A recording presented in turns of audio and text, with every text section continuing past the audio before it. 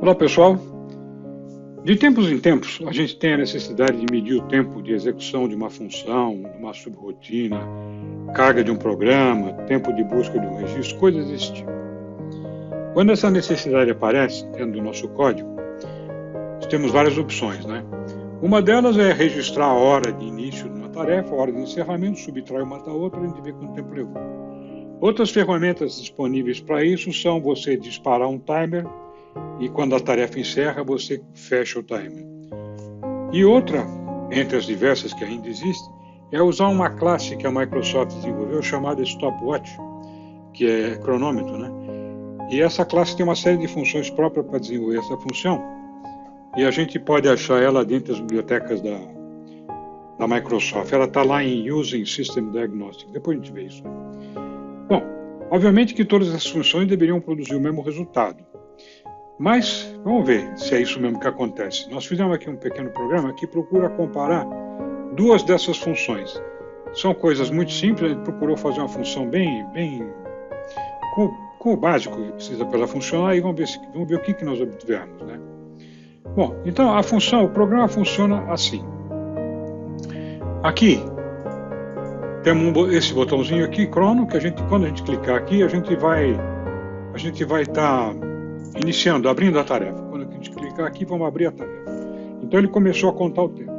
Quando a gente parar aqui, ele encerra a tarefa e aqui a gente vê qual o tempo que foi decorrido, que foi medido por ele. Então aqui, por exemplo, entre o primeiro clique e o segundo, passaram 4.341 milissegundos, que foi registrado e deu o mesmo resultado nos dois contadores. Vamos ver se é sempre assim. Bom, como é que o programa funciona? Vamos pegar aqui o código. Quando a gente clica nesse botão aqui, naquele botão crono lá, a gente vai cair aqui. O que nós vamos fazer aqui? Se o stop, se o cronômetro estiver correndo, quer dizer, se estamos em atividade, ele pega e vem para cá. O que ele faz? Funçãozinha básica aqui. Limpa os registradores, acumuladores de tempo, etc. E aí ele abre o contador de tempo, Start Time. Esse contador de tempo é o seguinte. Essa classe aqui, ó, Stopwatch, WTCA, é uma classe que a Microsoft desenvolveu para esse tipo de coisa e ela mora aqui. Ela pode achar dentro dessa biblioteca aqui, System Diagnostics. Eu instanciei aqui em WTCA, a gente instanciou um cronômetro. Este cronômetro vai ser usado aqui embaixo. Quando eu clicar nesse botão, ele vai vir aqui. Se o cronômetro não estiver rodando, ele vai cair aqui. O que ele vai fazer? Ele vai chegar e vai dar o reset. O que é isso? O que o reset faz? Ele zera o cronômetro. E start. O que o start faz? O start dispara o cronômetro para contagem. Então, a partir dessa linha aqui, o tempo está contando nesse cronômetro aqui. Aqui tem uma observação aqui, é o seguinte. Eu poderia dar restart aqui, eu fiz só as duas funções separadas, poderia ter feito uma só. Seria o restart. O restart equivale a reset mais start, tá? O reset zera o cronômetro e o start começa a contagem. O restart faz as duas coisas. Ele dá o reset e inicia a contagem. E aqui embaixo, o que nós estamos fazendo? Estamos pegando o horário, a hora, agora, date time, nós estamos registrando nessa variável de trabalho aqui, que é o date time, a variável de trabalho que a gente fez, nós estamos registrando aqui a hora que essa tarefa começou. Então, quando eu cliquei nesse botão, nós registramos nos dois contadores que a gente vai usar, a gente registrou ao mesmo tempo. Disparamos o cronômetro e embaixo a gente salvou a hora de início. Obviamente que quando eu digo aqui registramos ao mesmo tempo, mais ou menos, né? Porque obviamente que ele fez essa linha num momento e alguns milissegundos depois, nós vamos ver que quase não chega a isso. Mas algum tempinho depois ele fez isso aqui, ou seja, alguma coisa se passa entre você desempenhar essa função e essa daqui. Mas vamos dizer que se isso aí seja negligível, e a gente pode considerar que essas tarefas foram feitas praticamente simultâneas. Feito isso, o tempo está rodando. Então, feito isso, o que está acontecendo? Está acontecendo que o programa está sendo executado e o tempo está contando lá. Por exemplo, aqui, vamos fazer de novo aqui, ó. Vou abrir outra vez. Running, já está aberto, tá? Aqui eu parei, ele contou o tempo aqui. Se eu quiser, se eu clicar aqui de novo, ele encerra, tá?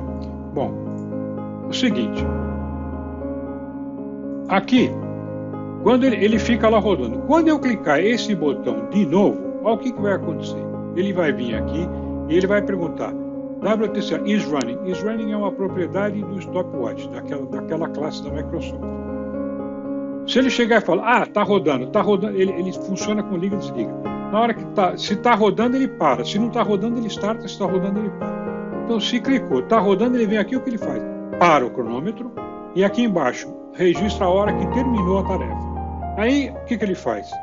Ele pega aqui, joga naquele label lá, que é para mostrar o resultado, nesse label aqui, né? Ele coloca o resultado, que essa aqui é uma propriedade do stopwatch, da função do Microsoft, então ele pega stopwatch, ponto. O tempo que passou em milissegundos formata sem vírgula, porque é o número inteiro de milissegundos que ele retorna, formata e joga aqui.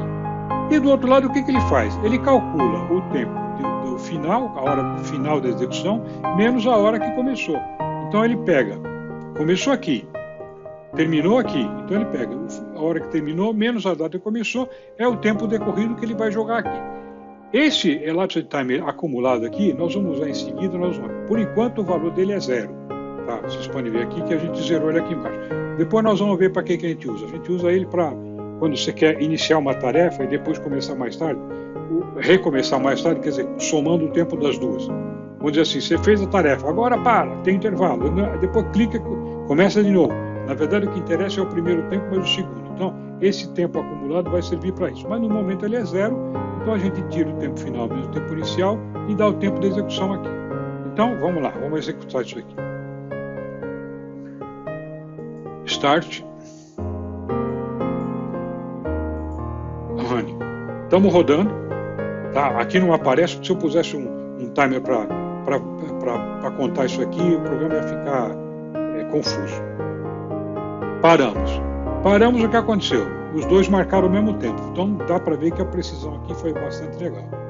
Agora, esse é um caso. Então, o tempo de execução da tarefa foi esse. Se eu clicar aqui, ele zerou e parou. Agora, vamos supor que eu quero fazer o seguinte. Eu coloquei aqui, ele está rodando. Esse botão aqui embaixo, pausa, eu posso fazer o seguinte, eu dou uma pausa aqui, eu parei aqui. Essa diferença de 1 milissegundo que está aqui é bastante comum acontecer isso. Isso aqui acontece por quê? Por causa dos erros que nós já falamos antes, né? Que a gente admitiu que isso aqui era simultâneo, mas sabemos que não é. Tá? Aqui também admitamos que simultâneo também não é. E aqui também é o seguinte, a gente trabalha com milissegundos inteiros, tem erro de arredondamento aqui também. Tá? Então, nessa parada aqui, nós podemos perder 1 milissegundo aqui nessa conta, assim como nessa também, porque ele trabalha com milissegundos inteiros. Né? Bom, estamos admitindo que, como nós estamos vendo, esse tipo de ferramenta é bom quando a sua precisão é menos que milissegundo. Se você sabe precisão maior que essa daí, não serve. Tem que usar outra ferramenta e nem sei se PC se seria o caso de usar um PC para isso. No caso aqui, por exemplo, a gente parou, deu uma pausa. Agora, se eu der um restart, o que ele faz? Do restart aqui, ele retomou, continuou contando. Quando eu pauso aqui de novo, ele para outra vez. Então, nesse processo aqui, ele abre, ele começa e reinicia a contagem.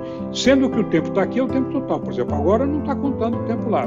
Se eu der restart aqui, começou a contar. Se eu parar, ele só conta o tempo que foi daquela clicada até essa aqui. O resto do tempo não conta. Tá? Bom, como é que funciona essa tarefa aqui do restart? O restart vem assim. Quando eu clicar nesse botão restart, eu vejo pelo label o seguinte. Se o label estava dizendo pause, é que eu vou interromper uma tarefa que estava sendo executada. Aí o que eu faço aqui? Paro o cronômetro, WTCA stop, paramos o timer. E aqui, pegamos o fim da tarefa, do horário que a gente clicou, ou seja, a tarefa começou aqui e parou aqui. Tá? Bom, aí o que a gente faz? Tempo acumulado, ou seja, o tempo que passou entre aquele clique e esse aqui. Fim menos o começo e acumula aqui, nessa variável. E nessa variável aqui, essa aqui eu não preciso ter essa preocupação, porque quando eu paro o cronômetro, a Microsoft fez a classe do jeito que quando você para, ele fica no número que está. Se você apertar Start de novo, ele continua dali para frente. Então, no caso da Microsoft, se você usar o stopwatch, a lógica é mais simples, você não tem que fazer esse tipo de operação. Aí faz essas continhas aqui, essa tarefa aqui, para jogar o valor no label, a gente poder ler, e troca o botão de crono lá para o idle, para dizer que ele está parado. Isso é só sinalização para o usuário, não tem importância, ela acontece no tempo. Agora, se ele já estava parado e eu clicar de novo, ele vem. Se ele não estava em pausa, se ele estava em restart e eu clicar de novo, o que ele faz? Ele starta o cronômetro, ou seja, ele retoma a contagem do tempo anterior. Lembre-se o seguinte, start não zera, ele continua a contagem a partir do onde ele dá.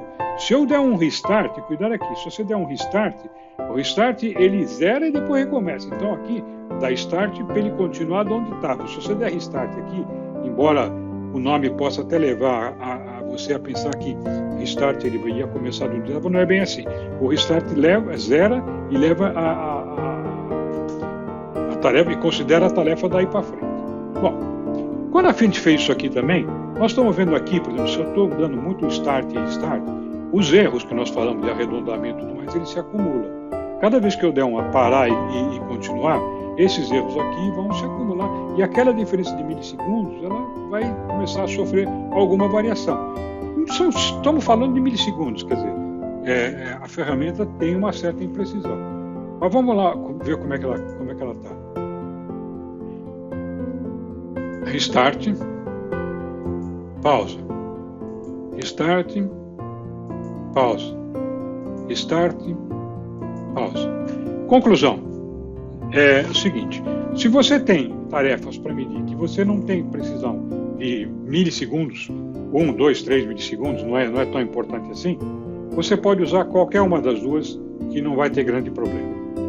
Se você tem tarefa que faz para e continua, talvez a ferramenta mais favorável seria o stopwatch, o cronômetro, porque a lógica fica mais simples.